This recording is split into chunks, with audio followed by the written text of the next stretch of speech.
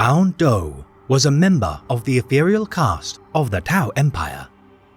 Seen by many as a rather brash leader of my people, Aun Da actively conducted operational oversight during many campaigns to ensure the effectiveness of his subordinates.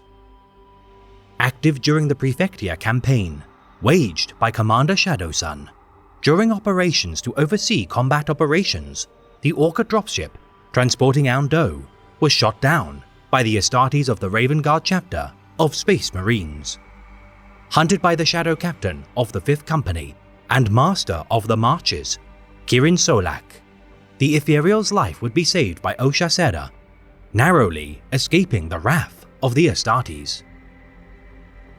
Attempting to understand the zeal of members of the Adeptus Sororitas upon the world of Manta Primao, Aun Do interrogated a member of the Order of Armated Lady, following their battle against the Living Saint of Swords, Nixia Ameldas.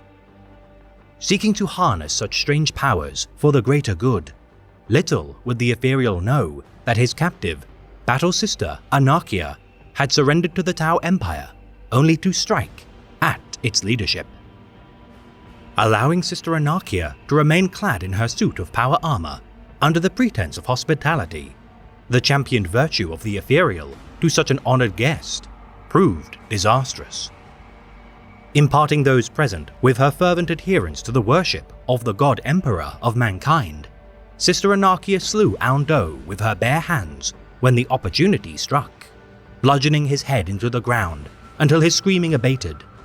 Her suicidal last act proved a grievous oversight pertaining to humanity's rabid adherence to their imperial cult.